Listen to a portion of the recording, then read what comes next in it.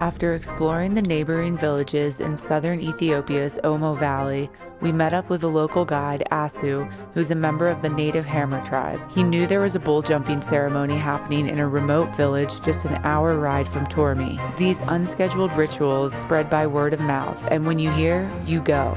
We took off across a maze of dusty tracks, the landscape wide and unmarked. The ride proved to be longer and more difficult than expected. Ethan's got a huge nail in his tire. When we finally arrived, the air was alive, voices rising in chant, drums echoing through the trees, the whole village moving with energy. We knew then it would be an unforgettable experience. But what we weren't looking forward to was the long ride back in the darkness of the night. Okay, turn the brakes. Okay.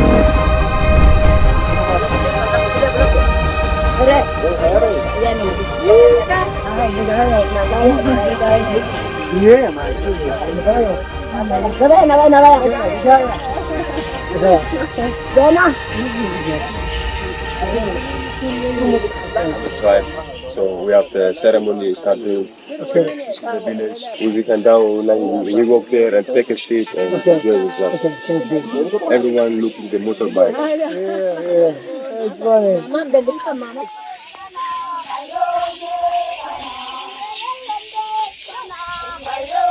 Where's she going?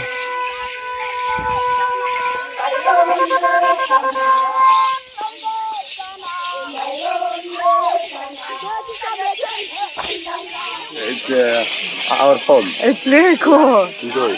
Thank you. Yeah. As we settled in among the crowd, we watched the ceremony unfold. The women danced rhythmically and the men sat in a circle, passing a gourd of homemade alcohol to one another. Most of the men carried a rifle and wore a belt of bullets around their waist. At first glance, they looked harsh, but their warmth radiated the minute they said Nagaya, or hello.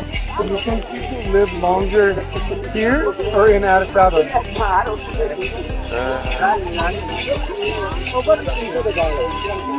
Here too. It's made from sorghum, is what Ozzy was saying. Sorghum, right? Yeah. Yeah.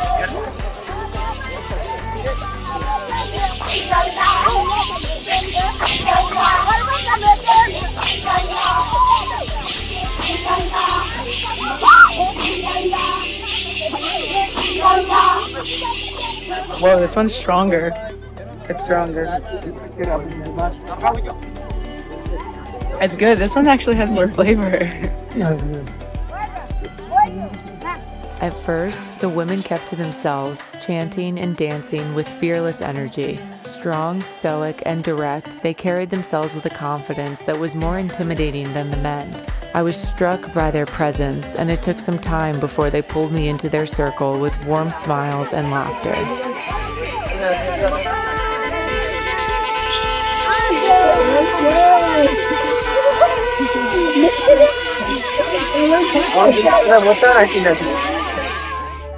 But as the celebration unfolded, their power took on a new form, one that carried pain, pride, and tradition.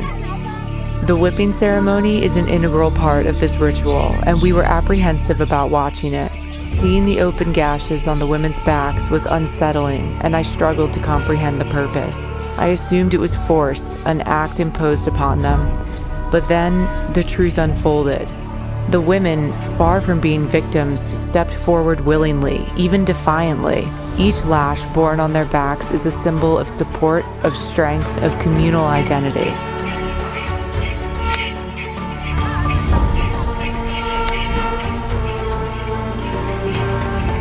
Their scars are not of shame, but of pride.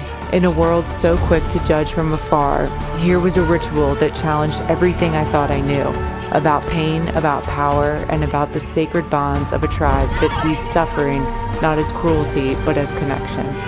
So the girls volunteer for the whipping. I wasn't aware. Does that make you feel a little better? Yeah, it does, I guess, in a way.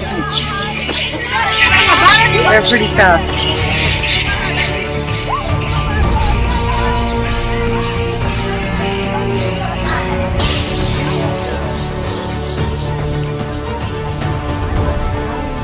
As the temperature dropped, we made our way over for the Ukuli Bula, the bull jumping ceremony, a sacred tradition that marks a young boy's transformation into manhood.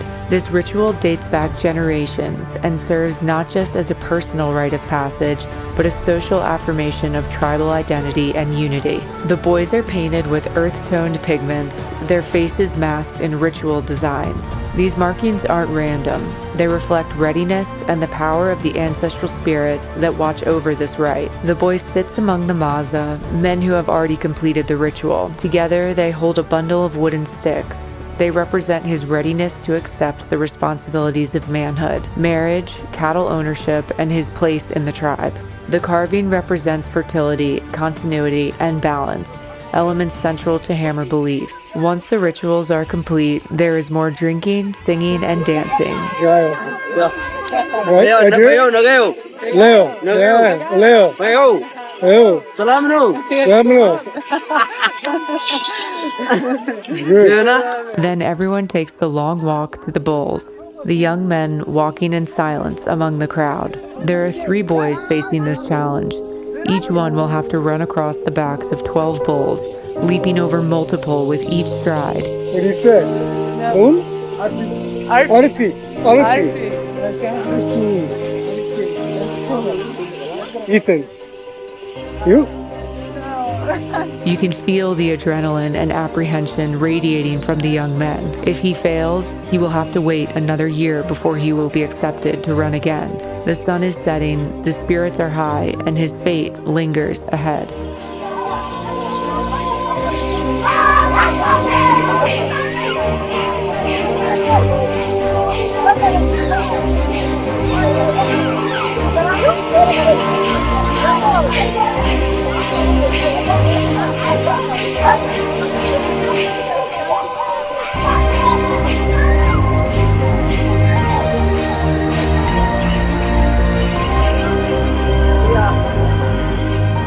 The energy is like nothing we've felt before. You can feel it reverberating off every cell as the boys get ready to run. They line up, unclothed, steady, and focused on the row of bulls that wait before them. With chants rising and hearts pounding, they take their first leap. Each one races across the backs of the bulls while the men hold their horns to steady them. They move with speed, light-footed, skipping as many bulls as they can with each jump.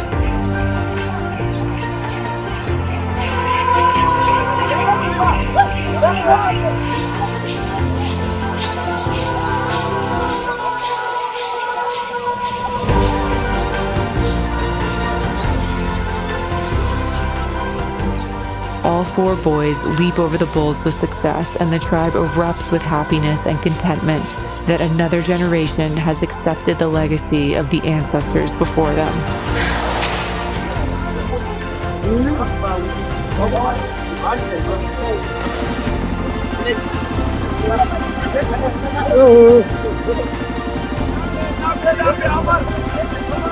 Okay.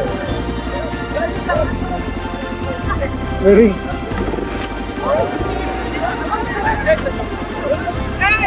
I think they like that. Thank you. Oh, the other guy with the lights. Where'd he go? I don't even see where they went. Where this way? Okay, yeah, that way. Straight. Yeah. Okay. That's what they said. Okay. Somebody definitely cranked my windshield thing down. That was pretty amazing. Why don't you maybe let me go ahead so I can kind of give you some guidance, man. As the sun vanished behind the horizon, we dropped into darkness, our headlights cutting narrow beams through the dust. The rocky paths twisted beneath us as we made our way back towards civilization. The sorghum bruise still lingered, not enough to blur the ride, just enough to soften its edges. The night air was still, cooler now, brushing against our faces as we eased our way over the rugged terrain. There was a sadness in returning to the noise of the world. After being somewhere so deeply in tune with the earth, we were grateful for a glimpse into their lives and refreshed by the sense of community and simplicity that comes with it. I'm gonna let this guy go by.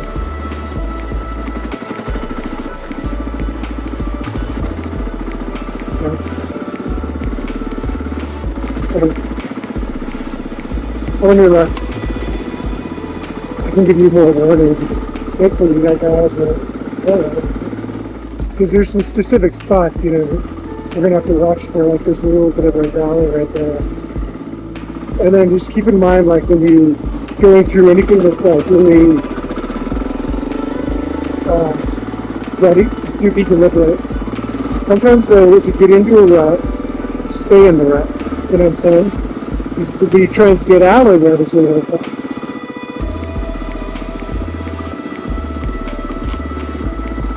I think they're going kind of more mellow than they were. I wouldn't follow me quite as close as they are.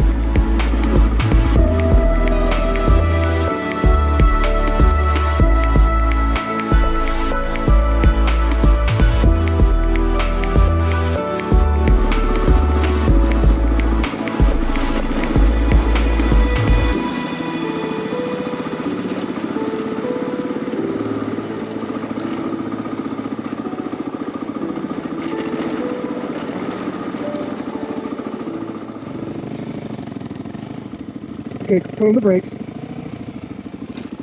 Okay. 1, 2, 3. Okay, grab the front brake. Okay. Sure. I have it. Just go grab the front brake down. I have the front brake. Okay. Just roll it back. We'll roll it back there so it's flat. Why don't you do it in the hill? No, I want it on the hill. No, I don't want to start in the sand. You in first gear? Yeah, my bike is fine starting from nothing in sand. No, let's just get up there. Start from the side. Hold on, I got it. Here, let me do it. Let me try it. Oh, let me show you. One more time. Here, let me try it.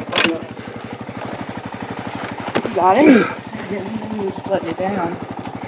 My foot slipped. Okay, I'm gonna clear it. Clear it. Hi. It's okay, it's okay.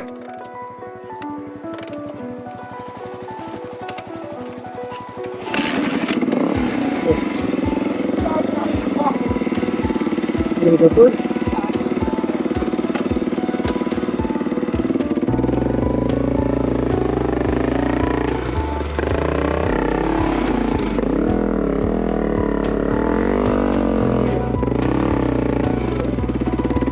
Hang on.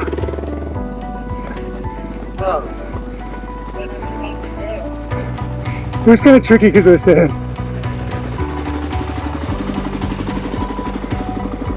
That was the trickiest part of the whole thing.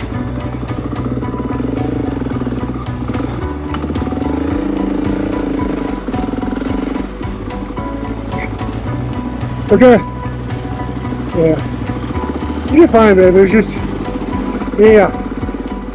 Just so you know, like, maybe, but really, all you needed to do though is like, once you got to that spot where you couldn't go further, what you gotta do is, first of all, you can't do the front and rear brake, right? So you can't do just the front, you know, slide.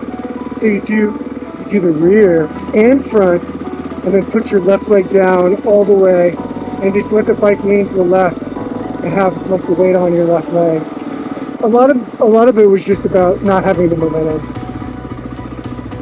And his little tire is bald, so it doesn't really shoot a blood test. Okay, now watch this. It's fine for us. I mean, it's better just to slow down and go over the big bump. We laughed thinking back to how we almost came out here without a guide. Having Asu with us changed everything. He didn't just translate, he opened the door to the culture and the meaning behind every moment. Without him, it wouldn't have been nearly as rich of an experience. If you're planning a trip here, you can reach Asu on Instagram at Asu Ethiopian Tours, and he can take you wherever you'd like to go. It's kind of funny because it's like, oh yeah, I want to go off-road and stuff. Well, just go to a remote tribe. We'll go off-road. See, like, we would have trouble, like, if we found this tribe somehow, and then we still had to go out, we would be like, and actually, we wouldn't have been able to talk to anybody, you know, or understand anything. But yeah, it's really interesting. It's like, yeah, it's really fun. I'm like, is anybody just sad all the time? You hear what I said? And he's like, no. I'm like, nobody's sad ever? No, not sad. Nobody's worried about, like, am I ugly? Am I pretty? You know, nobody's worried about artificial intelligence. I'm like, do they text? No, they don't text. WhatsApp? No. Facebook? No. He's like, they sometimes call. And I look over, and the other guy didn't actually have a phone. He had a phone cover. He had a phone case. And that was it. Yeah. Yeah, let's tell him we'll be right back.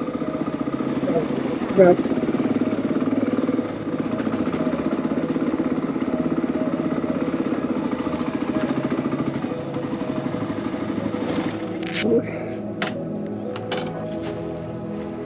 How we do, Pump? Damn, your lights are bright. After a long day, we were glad to be back at the campsite under the light of the full moon. We got a cold St. George and reminisced over the ceremony and the mindset of the Hamar tribe. It was very different from our world, and there was so much to learn from their wisdom and strength. Thanks so much for watching, guys. We hope you liked the video. Please remember to like and subscribe. We'll see you next time.